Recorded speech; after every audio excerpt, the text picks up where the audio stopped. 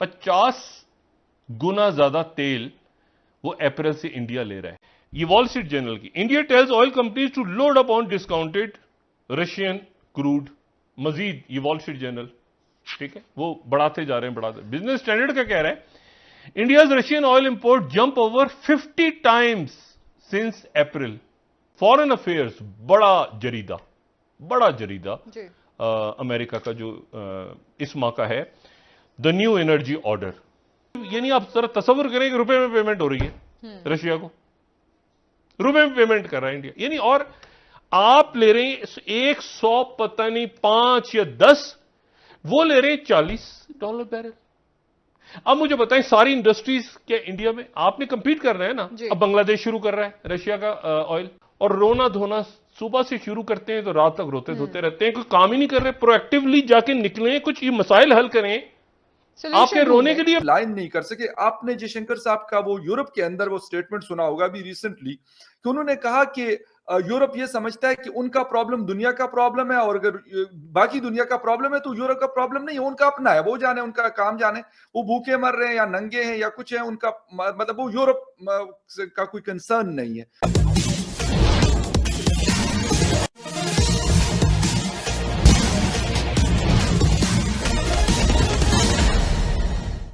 रूस यूक्रेन युद्ध के कारण दुनिया में एनर्जी यानी गैस और तेल का संकट मंडराने लगा है, क्योंकि रूस एनर्जी का सबसे बड़ा आपूर्तिकर्ता कहा जाता है। लेकिन भारत ने अपने संबंधों के कारण रूस से 50% ज़्यादा तेल की खरीदारी किया है और साथ ही 30% सस्ते दामों में खरीदा है। यही कारण है कि अब यह चर्चा होने लगी है कि कहीं भारत और रूस मिलकर एनर्जी का नया वर्ल्ड ऑर्डर ही न बना दें।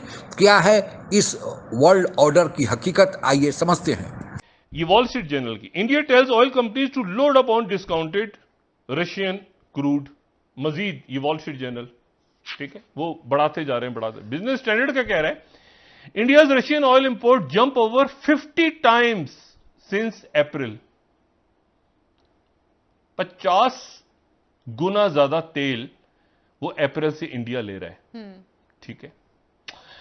और इसमें जो इंपॉर्टेंट बात है, Russia's oil earnings are booming, the US and Europe need a new plan.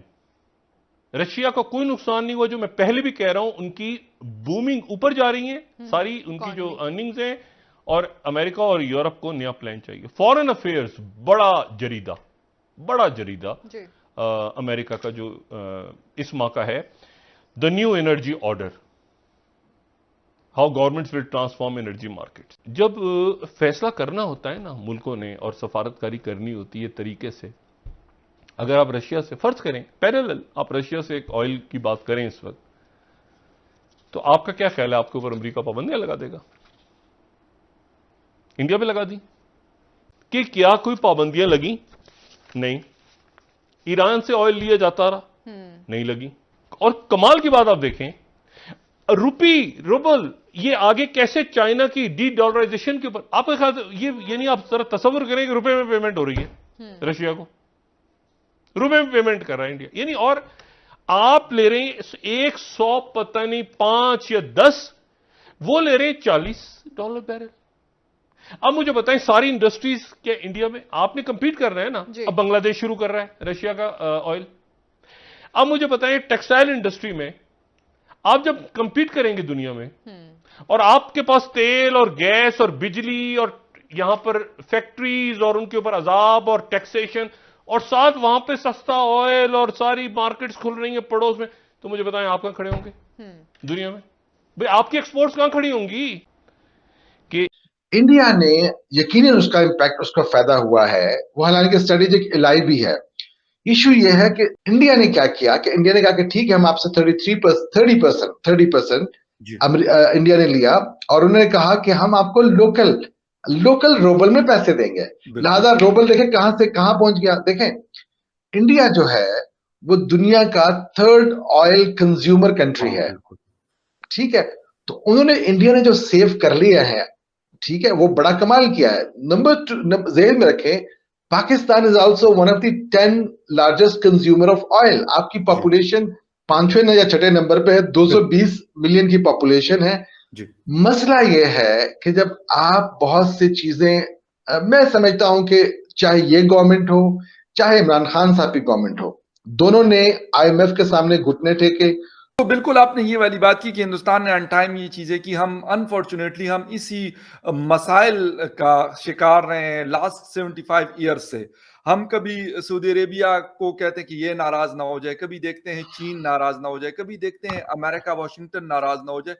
Sir क्यों हम अपनी फॉरेन पॉलिसी को एक स्ट्रीम लाइन नहीं कर सके? आपने जयशंकर साहब का वो यूरोप के अंदर वो स्टेटमेंट सुना होगा अभी रिसेंटली, कि उन्होंने कहा कि यूरोप ये समझता है कि उनका प्रॉब्लम दुनिया का प्रॉब्लम है, और अगर बाकी दुनिया का प्रॉब्लम है तो यूरोप का प्रॉब्लम नहीं है, उनका अपना है, वो जाने, उनका काम जाने, वो भूखे मर रहे हैं या नंगे हैं या कुछ है, उनका मतलब वो यूरोप का कोई कंसर्न नहीं है। हम सर ये वाली चीज अभी तक, मैं ये नहीं कहता कि हम जाके किसी का गिरबान पकड़ लें या किसी के साथ कुछ और मतलब जंग कर लें, इस तरह की बात नहीं, लेकिन हमारी एक फॉरेन पॉलिसी जिसे खुददारी कहते हैं हम लोग, एक सेल्फ रिस्पेक्ट के ऊपर मतलब जो बन सकती हो, क्यों नहीं हम कर सके अभी तक ये सारा कुछ?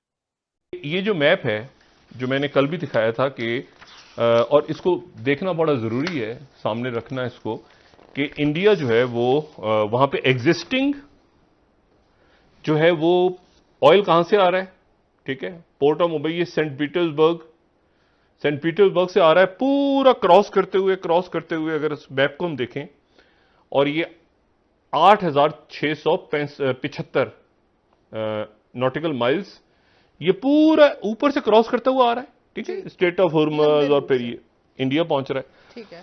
और दूसरा जो प्लान कर रहे हैं वो प्रपोज्ड, ठीक है ना, और वो प्लान कर रहे हैं व्लादिवोस्तोक, वो साइट पे, यानी वो ईस्ट चाइना साउथ चाइना सी से गुजरते गुजरते ऊपर वो मशरकी रशिया तक, यानी इंडिया जो है वो दो रास्ते प्लान कर रहा है। अभी एक रास्ते से आ रहा है एग्जिस्टिंग, और एक फ्यूचर में आ रहा है। लेकिन जो इंटरेस्टिंग बात है वो क्या है, अब जनाब कमाल देखें, रॉयटर्स की खबर, रशिया के जो ऑयल टैंकर जो हैं वो इंडिया जा रहे हैं, सेफ्टी कवर किसका है, दुबई की कंपनी का। दुबई की कंपनीज जो हैं वो इंडिया तक रशिया के ऑयल टैंकर्स को पहुंचा रही हैं। अच्छा, हैं वो यूएई की कंपनियां, दुबई फुजैरा में बेस्ड है, फुजैरा की कंपनी है, उनके साथ कांटेक्ट कर लें आप। अभी पाकिस्तान से कोई जाए, जाके वहां यूएई में बात करे कि जी ये कंपनी के साथ आप हमें रशियन ऑयल के, वो रशियन ऑयल आपको पहुंचा जाएंगे।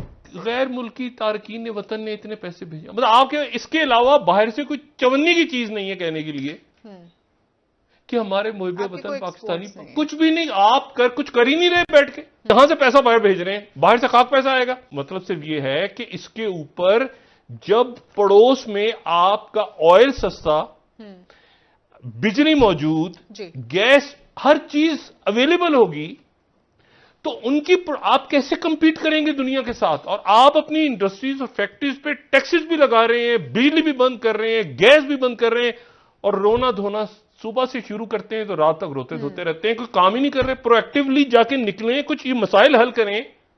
आपके रोने के लिए आपको बहुत आसानी से हम रशिया से ऑयल ले सकते थे और ले सकते हैं, अगर हम बहुत ज्यादा अंकल सैम से डरे मत कि वो अंकल सैम जो हैं वो आएंगे और हमें कान से पकड़ के। देखें, बात यह है कि हम बतौर एक रियासत हमें कुछ फैसले करने हैं।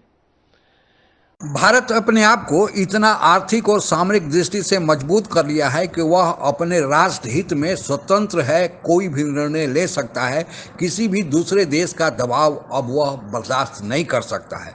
जब रूस यूक्रेन का युद्ध शुरू हुआ तो रूस पर अमेरिका ने कई प्रतिबंध लगा दिए। आप लोगों को पता ही होगा कि रूस दुनिया में एनर्जी का यानी गैस और तेल का एक बड़ा उत्पादक माना जाता है, और जितने भी यूरोपियन देश हैं उनमें इसका तेल और गैस का आपूर्ति करता है। लेकिन चूंकि अमेरिका का सैंक्शन लग गया था, इसलिए अब उसके तेल के पर जो बैन लग गया या उसके खरीदारी में जो रुकावट आ गई, इसके कारण अंतर्राष्ट्रीय मार्केट में तेल का दाम, गैस का दाम बढ़ने लगा। अभी तक भारत जो था वह दुनिया का चूंकि आबादी के लिहाज से दूसरा बड़ा देश है, इसलिए भारत में तेल और गैस की सबसे ज़्यादा ज़रूरत होती है। भारत अभी तक परंपरागत रूप से यूएई और सऊदी अरबिया आदि देशों से अपने तेल की आपूर्ति करते रहता है। लेकिन जब इन्होंने देखा कि रूस से तेल की आपूर्ति कम हो गई है, तो अंतर्राष्ट्रीय मार्केट में तेल और गैस के दाम बढ़ रहे हैं, तो इन्होंने भी अपने तेल और गैस के दाम इतने ज़्यादा बढ़ा दिए, इन्होंने मुनाफा कमाने की कोशिश की। अमेरिका ने कोशिश किया कि एक खाड़ी के जितने भी मुस्लिम देश हैं जो तेल और गैस उत्पादन करते हैं, वे अपना भी उत्पादन बढ़ा दें ताकि अंतर्राष्ट्रीय बाजार में मूल्यों को निर्धारित या कम किया जा सके और जो अंतर्राष्ट्रीय मार्केट में तेल की कीमत है उस पर भी नियंत्रण लगाया जा सके। लेकिन इन देशों ने मुनाफा कमाना ज़्यादा अच्छा समझा और तेल के उत्पादन को बढ़ाने के बजाय तेल की कीमत ही बढ़ाना उचित समझा। इसी बीच भारत ने यह मौका देखा कि यही मौका है कि हम रसिया से तेल खरीदें, क्योंकि रसिया के प्रतिबंध होने के कारण उसके ज़्यादा खरीदार नहीं मिल रहे थे और भारत ने रसिया से 50% ज़्यादा तेल खरीद लिया और वह भी 30% सस्ते दामों में। अमेरिका ने चाहा कि भारत पर प्रतिबंध लगाएं या भारत पर भी दबाव बनाए, लेकिन भारत ने कहा कि राष्ट्र हित में वह झुकने वाला नहीं है। वह जो भी निर्णय लेगा उसे अपने देश के हितों का ध्यान देकर रहेगा और इससे खाड़ी के देश भी परेशान हैं। और भारत और रूस के इस गठजोड़ से पूरी दुनिया में अब कहा जाने लगा है कि कहीं रूस और भारत मिलकर तेल के मार्केट को ही, एनर्जी सेक्टर को ही ना नियंत्रित करने लगे, एक नया वर्ल्ड ऑर्डर ही बना ले। क्योंकि जो अमेरिका प्रतिबंध लगाता है वह अपने डॉलर पर प्रतिबंध लगाता है, क्योंकि अंतर्राष्ट्रीय बाजार में केवल डॉलर ही एक ऐसी मुद्रा है जो सर्वमान्य है।